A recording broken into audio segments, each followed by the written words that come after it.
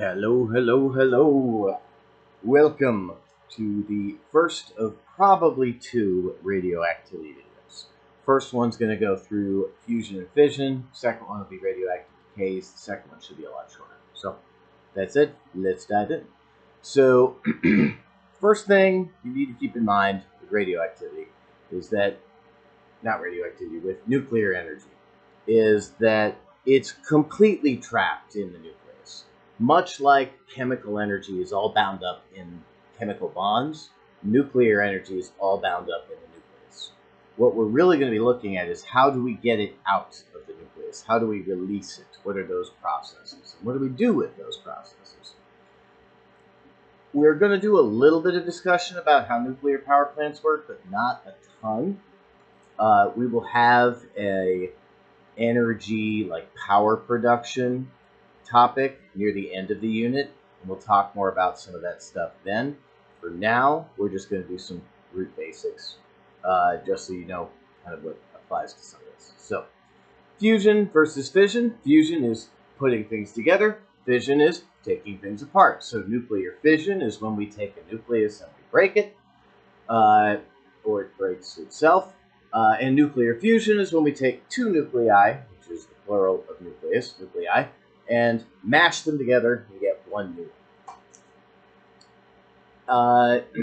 Yeah, that's pretty much it. We're going to start with fission. We'll work our way through all this, and then we'll do fusion, which is over here. So first and foremost, like I said, breaking of atomic nuclei. This is the main thing we use to generate power. Power plants, nuclear power plants, all use fission reactions. Now, I do want to explain just a little bit about what's going on the fission end of things, to try to explain like what is actually happening here. So, we mentioned way back in like August and September nuclear stability. But we didn't talk too much about what that means or what causes it. We just said, hey, neutrons stabilize the nucleus. They stabilize the nucleus by keeping the protons away from each other. Because protons don't like each other, because they repel each other, they want to be far apart. But there is a balancing force to that, or a counter force to that. Atoms want a proton to neutron ratio of 1 to 1. That's the most stable nucleus, is one proton and one neutron. That's stable. The farther you drift away from that, the less stable it's going to become. Now, also, not having enough neutrons to keep the protons separate from each other will also make things unstable. So it's kind of like a Venn diagram. I want 1 to 1, but I also need enough neutrons to keep all the protons apart. And the bigger a nucleus gets, the more neutrons it takes to keep the protons away from each other. So with small atoms, these circles basically overlap completely. If you look at the first 10 to 20 elements on the periodic table, they are 1 to 1.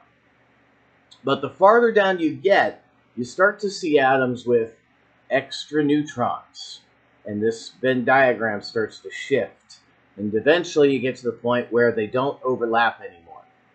And when they don't overlap anymore, that means that that atom does not have any isotope that is stable. Every nucleus of that atom is radioactive. It will naturally break down and decay into something else.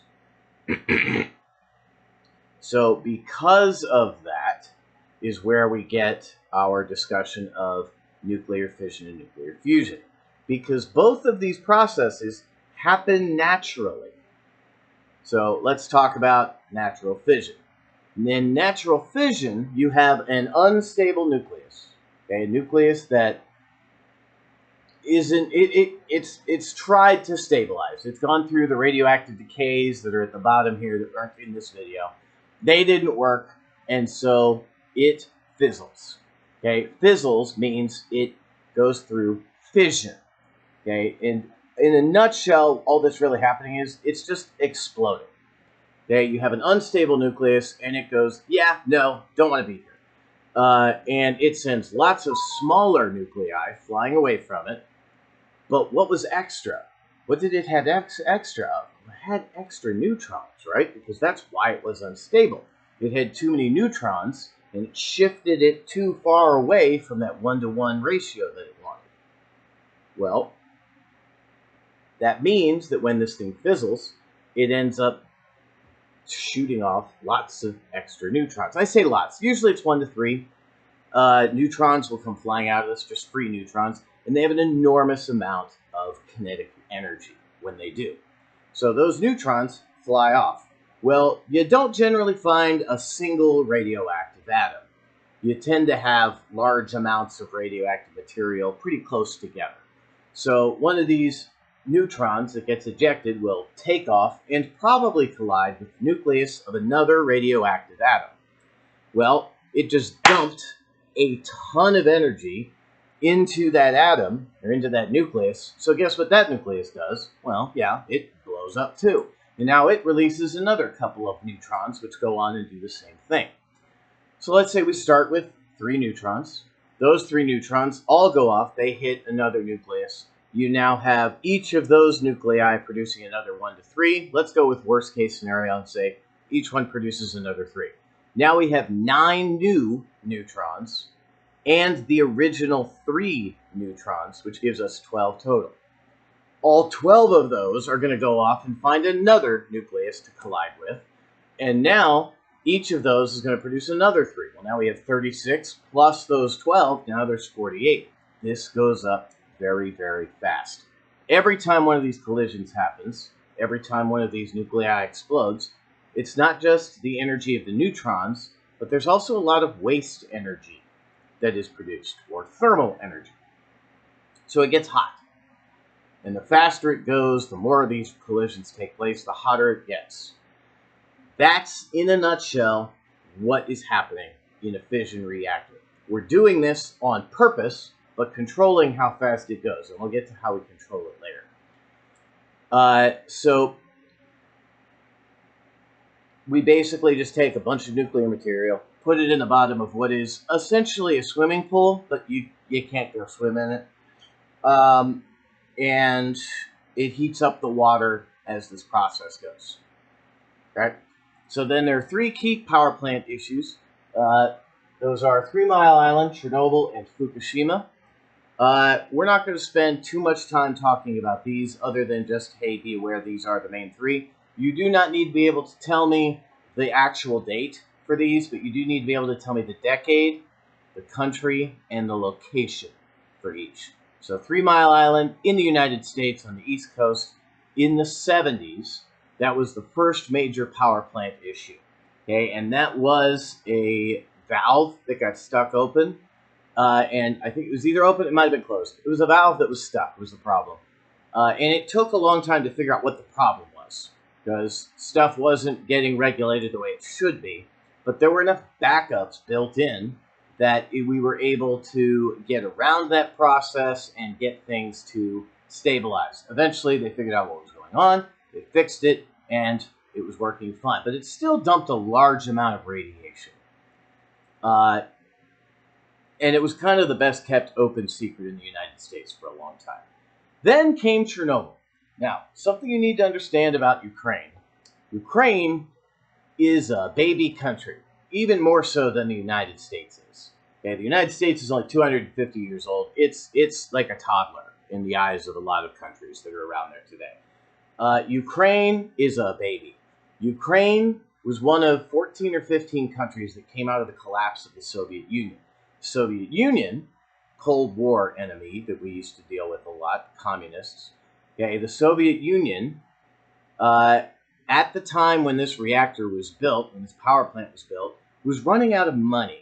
So they didn't do a whole lot of backups. They just got the power plant up and functional.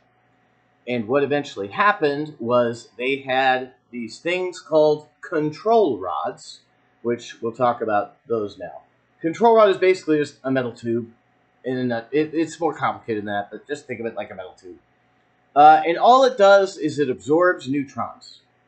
When a neutron goes by, it hits the tube, and it captures it, and it doesn't continue moving. That's it. Now, that's really useful, because what you do is you take this rod, you put it near the nuclear material, that is constantly fizzling or fissioning, and it absorbs the neutrons. Well, if the neutrons are free, then they aren't cascading this reaction. They're being captured so they can't collide with other atomic nuclei. You put it all the way down, and it can cool the reaction. You put it part way in, and it's going to maintain a specific temperature or a specific number of neutrons that are present. You pull it all the way out, which you have to do for maintenance. You pull it all the way out, and it's not doing anything to control the reaction rate. Well, in Chernobyl, what happened was one of these control rods got stuck in the I can't do anything position. And it led to a runaway reaction and a whole lot of consequences that I'm not going to get into in this video. Okay, Fukushima, Japan was a tsunami, flooded a power plant after an earthquake off the coast of Japan, and that was pretty recent. That happened when I was in college. I remember people were really freaking out about this. This turned out to be kind of a minor issue. Yeah, I'm not going to go too much into it. But yeah, you need to know 3 Mile Island, Chernobyl, and Fukushima. Those are the 3 power plant disasters that you need to know. Now, fast forward a couple of, well, not fast forward, actually we're going to rewind to the end of World War II. Nuclear bombs. The United States dropped 2 nuclear bombs on Japan to try to end World War II because it was kind of dragging out and they wanted to wrap it up. So, first bomb, we made 3. Let's start with that. I don't know what the nickname was for the first bomb. That's not a piece of information I have. I'm sure you can look it up, but I don't know. The first bomb that we dropped, or the second of the 3 bombs that was made, was called Fat Man.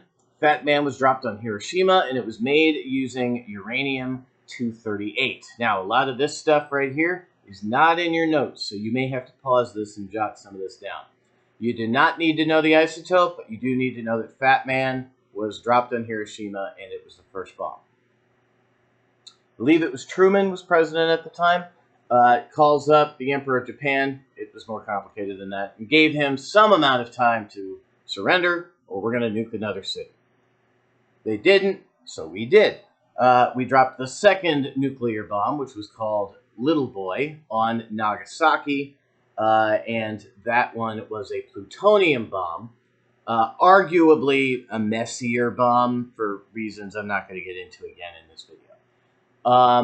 And then we said, hey, surrender by this new deadline, or we're going to drop another one. Straight up bluff. Didn't have another bomb, but it worked, and they surrendered, and that was the end of World War II. And there are a whole lot of ethical debates about whether this should have been done or not. I'm not going to get into that here. You need to know these were the 2 bombs, what the names were, the cities that were nuked, and I want you to know that Hiroshima and Nagasaki are thriving cities today. They are actually still on the map. They are not the giant craters and nuclear wastelands that a lot of people like to think. They're actually populated cities. So yeah, there's that. Switching gears to fusion. Fusion releases energy in a slightly different way. Here, the energy being released in fission is the result of the strong nuclear force, really. When you break an atomic nuclei, or atomic nucleus, the strong nuclear force that was keeping all of that together, you have put in enough energy to break that, and it releases that much more energy. All of that energy that was going into holding these protons together is now free energy, so it heats things up. In fusion, what you're doing is you're taking nuclei, putting them together, and some of the matter that is present gets converted into pure energy. Now, this is Einstein's equation, E equals mc squared, where E is the energy produced, m is the mass that is being converted, and c is the speed of light squared. So the amount of energy released in a fusion reaction is equal to the lost mass times the speed of light squared. The speed of light is 800, not 8, it's 300 million, or 3e8. So 300 million squared times whatever the mass is the amount of energy released. And no matter what, that's going to be a big number. Even if it's a really, really, really small mass, you take it times 300 million squared, it's going to be a big number. So there's a lot of energy released in fusion. The problem is it only happens naturally in one place, that's stars, which aren't exactly considered to be super reliable. We don't really want a star on the surface of the Earth because they are very, very, very, very hot. Specifically, 400 million degrees is the low end of the spectrum for the temperature of stars. And that will give you a really bad sunburn if you're too close to it. So, yeah, so we don't really want that. There's been a lot of experimentation into something called cold fusion, but we've only really attained cold fusion in the detonation of fusion bombs, which we'll talk about more in a minute. I do want to point out this list here. This is the process that stars go through in their fusion. They start out with hydrogen fusing into deuterium, deuterium into helium, and then this right here, where it says 3C12, that should say 3He4, because helium-4 is what's being, fused to make carbon-12. Carbon-12 then binds with helium-4 to make some oxygen-16, then silicon-28, and nickel-56. Of all the things in this list, nickel-56 is actually the only one that's radioactive. The rest of these are all fairly stable, except arguably the deuterium. Deuterium's not terribly stable. The rest of these are all pretty stable. In fact, they are the stable isotope for most of the things that we deal with. A lot of these elements have other, much less stable isotopes, but these are the ones that the star is making. And every time it does one of these steps, energy is released. Now, the amount of energy released and the ease of releasing that energy changes as you move down this list. This is really easy for the star to do. Okay, so this is what it will tend to do first. It will finish this before it starts this. It will kind of finish this before it starts this. And eventually it gets down here. Now, when it makes that nickel-56, nickel-56 is radioactive. And so it goes through some nuclear decays that we'll talk about in a minute, and it decays into iron-56. Iron-56 is one of the most stable elements on the periodic table. And one of the most stable isotopes of any element, actually, on the periodic table. It's very, very difficult to get iron-56 to do anything. And so it can't fuse this. This just sits there and accumulates, and it builds up, and it builds up, and it builds up, and eventually the star dies because all it has left is iron-56. Or the only meaningful thing it has left is iron-56. So at that point, there's not much the star can do. And so the star dies in one of a couple of different ways. The key one that I want to mention is supernovas. So first off, iron-256. I keep saying 256. Iron-56 is called stellar ash. It is the waste product for stars. They can make all of these, but this is the dead end. Now that begs the question. All elements are born out of this process, this fusion process in stars. Standard theory says that during the Big Bang, the only element that came into being was hydrogen-1. All other elements were burned and created, fused in stars. That begs the question, iron-56 is only element 20-something on the periodic table. There are 118 elements on the periodic table. Where did all the other elements come from? The answer is supernovas. When a star dies in the form of a supernova, you have two forces that are balancing out. And when gravity wins, that's when you get a supernova. The star basically collapses and it falls in on itself. Think about like dropping a pencil or a pen off of a tall building. It's going to accelerate the entire way down until it hits, except for the atmosphere, until it hits the ground. Now imagine the ground is what's falling. That's what's happening to the star. And it will fall and collapse until it hits that iron core. But it hits it, we're talking about a star, something the size of a star, collapsing all the way in, it hits that iron core and mashes it together before it explodes. And that's the supernova. But when it collapses, when it mashes that iron, it actually manages to fuse even more. It manages to fuse this iron into even more dense elements. And that's where most of those elements will come from. Okay, and that's also why there's a detonation right after, because it suddenly releases a ton more energy and it explodes and shoots all of that stuff out into not the galaxy, into space, where it's then available for new stars that are forming or planets that are forming to form or to take and use and store somewhere so we can come mine it later. Now, I want to talk about these two nuclear bombs. The two nuclear bombs, or fusion bombs, that you need to know are Ivy Mike and Castle Bravo.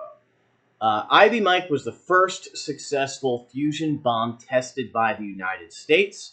Specifically, it was a wet fusion bomb. What that means is the core, the deuterium that they used in it, was a liquid.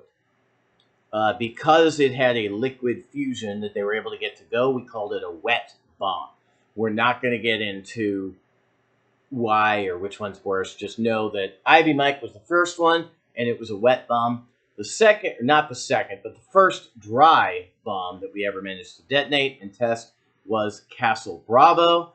I want to say that Ivy Mike was in 52 and Castle Bravo was in 54, but it could have been 57 and 59. It was a 2 or 3 year gap. I remember that. And that brings us to story time. I'm not going to go into that because this video is 22 minutes long. So ask me about this, and we'll see if we can't go through it when you get back. Shoot me an email. But yeah, the United States, as a part of its nuclear testing, actually deliberately detonated a nuclear bomb above above 5 volunteers to prove that they were safe. And also, if you haven't ever heard of the manhole cover, there's a story behind that I want to explain. So that will be fun at some point. But I'm going to end this here because this video is a little long. I'll come back to the radioactivity. I might tack this story onto the end of the radioactivity video. We'll see. Have a good one, and I will see y'all next time.